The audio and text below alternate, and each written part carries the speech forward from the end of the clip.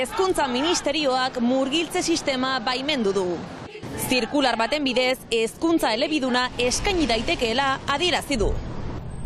Arratsaldeon guztioi, horixe dugu gaurko albiste nagusia eta gainera aurrengo minutuetan Peio Joraiuriaren balorazioa entzungo dugu ere bai, baina beti bezala gai gehiago ditugu gaurko saioan eta urteko azkenekoa denez sorpresa txiki bat prestatu dugu bukaerarako. Ez galdu.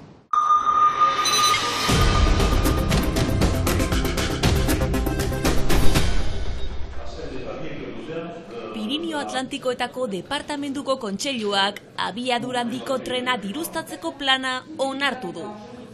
Guztira 54 milioi euro bideratuko dituzte Bordele eta Akize arteko linea eraikitzeko. Bertzea 6 milioi euro jada badauden lineak berritzeko erabiliko dituzte. Proiektu hau gauzatzen baldin bada Akizeraino, gero bigarren etapa izanen da, Akizetik Hendaiaraino iristea, inposaketa horren aintzinean gauzatuko den enean, buru eginen dugu. Uste dut, eta gaiza ona den, huaiko kondizionetan, eta kondizionen fitxatututu, eta berdenboan, huaiko tren bidia, izan dadin beritia Akizeik Baiunat eta Akizeik Paueat. Uste dut, gaur egun ezin dugula, bizi dugun paradigma berriguntan, horrelako proiektu handi bat sustengatu. Uste dut behar direla lehentasunak eman eguneroko garraioari. Hirigun Elkargoko kontseiluak bihar bozkatuko du proiektu honen aurrean izango duen jarrera. Hezkunde nazionalak murgiltze eredua baimendu du atzo argitaratutako zirkular baten bitartez. Berri ona, hezkuntza komunitatearentzat. Horretu behar da maiatzan zikrisian ginen, murgiltzea antikonstituzionala eta beraz gure etorkizun osoa zalantzan izagia. Hor bat dugu zirkulara bat, eta zirkular horrek baimentzen du murgiltzea, segitzea, gaur egun egiten dugun bezala gure ikastoletan. Zehazten du, helburu bat betetzen duguno, bi hizkuntzak ikaslek menperatzea, nahi dugun moldean antolatzen girela hizkuntzak orekatzeko gure ikastetxeetan. Are gehiago, basua eta brebetaren azterketetan hainbat irakasgai euskaraz egiteko aukera ere biltzen duelako testuak. Ate ireki bat da hori, ez ginuena espero eta beharrezkoa ginuena. Ez dute zehazten zen gai, ez dute zehazten zenbat, ez dute zehazten noiz eta nola, baina teori irekia da. Dena den, ez dago guztia irabazia. Iazko krisia ez da osoki gainditua. Epe labur batentzat gainditua da zirkulara baten bidez, baina hori biziki hauskora da. Gobernu aldatzen mani bada, ministro aldatzen mani bada, norabide aldatzen mani bada, zirkulara aldatzen alda. Argatik etorkizun hurbilean murgiltzea babestuko duten erreformak egitea eskatzen dute, behar bada konstituzioa bera aldatu.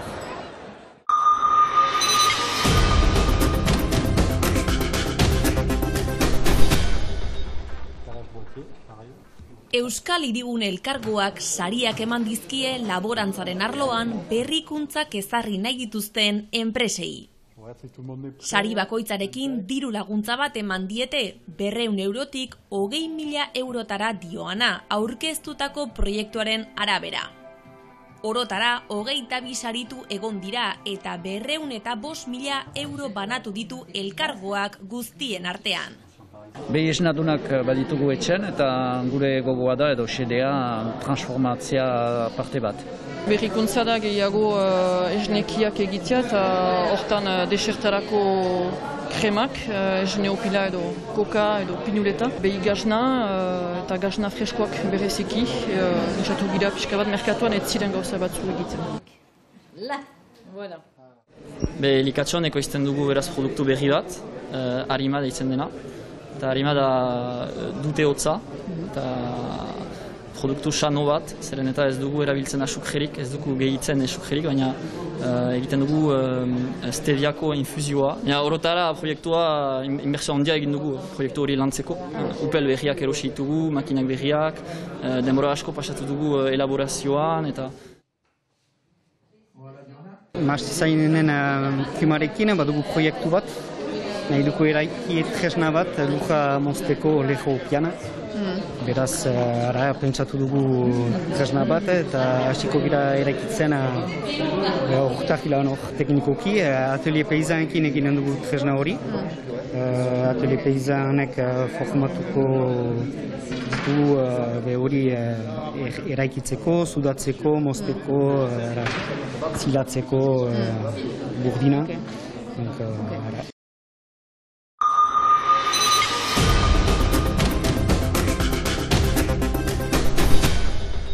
Baionako sinagogan eraberritzen lanetan ari dira, eta behin amaituta, bertan museo bat eginen dute.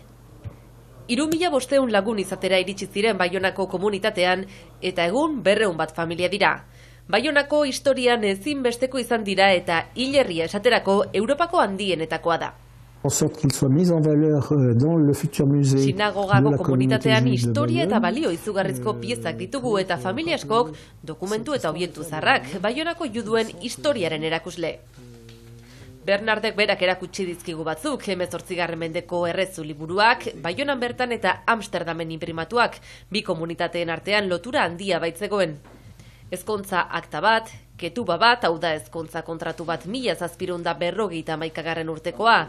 Un nécessaire de circoncision du milieu du XVIIIe siècle. Parisko judaismoaren museora bidali zuen zirkunsizio tradizionala egiteko nezeser bat ere bai, orain Baionara itzultzeko eskatu du.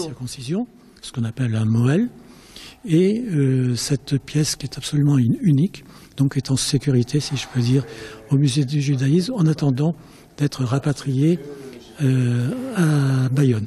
Eta gordeta, ongi gordeta, mantu estali beltz batekin Sefer Tora bat. Sefer Tora en particulier... Diotenez, juduak Espainiatik kanporatu zituztenean eurekin ekarri zutena. C'est possible qu'il ait été ramené dans les bagages des Juifs lors de l'expulsion des Juifs d'Espagne. Gasteizekin duten harremana ere berezia da Baionan. La mairie de Vitoria est venue rencontrer... 1953an Gasteizko udaletik etorri ziren eskaera bat egitera. 5 mendelenago, udimendiko hilerria errespetatuko zutela hitza emana zutelako. Ordura arte hitza bete zutela, baina jada erdigunean zegoenez, parke bat egiteko baimena eskatu ziguten. Vraiment en plein centre de Vitoria. Rappeler cette promesse qui est vraiment un exemple incroyable. Egun bi sinagoga daude iparraldean, Biarritzekoa 1904an eraikia eta Baionakoa 1836koa. Aitzinetik horrelako sinagogarik ez zegoen, baina 13 sinagoga txiki zeuden etxe eta apartamentuetan. Baionako auzo judutarra San Espiritun zegoen. Il y a de nombreuses familles dans la communauté juive de Bayonne. Baionako familia juduei deia egin diete dokumentu eta obiektuak museo berrira eraman ditzaten. De Bayonne pour rappeler cette histoire et faire de Bayonne un centre juif. Baionako museo berria erreferentziazko zentro bilaka dadin. 1826 urteko eraikin honen eraberritzelanak batik bat estatuak finantzatzen ditu, ondare historiko izendatu zutelako 2012 urtean.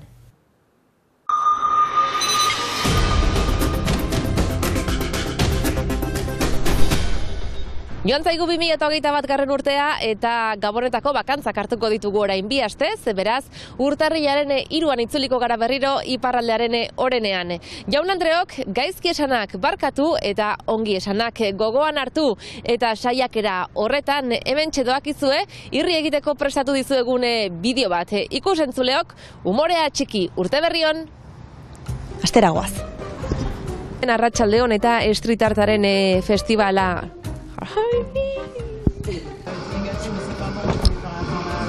Gutsa, Baionako egunetako azok. Bereziki zinemarekin eta baita literatur. Gaurkoan, itxasutik eskainiko dizuegu gure saioa, badakizue igande goize guztiz. Gaurko saioan zehar kulturaren gainean ere hitz egingo dugu zehazki antzerki. Etxegabetze bati begira ere, egun batean. Dena Arratsaldeon, Palume, Venga. Okay. No, Palume. Lapurdiko hiriburuan, 2010an hiriburuan. Arieseko departamentuko presidenteak esan du horrelako zerbait gertatzeko beldur zirela eta Ya empezamos. ¿Zo? Berriro, aurkeztu da, aurrendako eta gazteenako. Horixe dugu gaurko albiste nagusia, baina nozki. gaur Arbonatik eskainiko dizuegu gure saioa izan ere. Gaur hemen Lurrama azoka. No, Lufit, Ikusentzuleak amaitu dugu gure saioa, gogoratu gaur zita duzuela hemen Arbonan Lurrama azokan eta zita nola ez. Arratsaldeko Igandero bezala hurrengo minutuetan aste honetan albisterik garrantzitsuenak ekarriko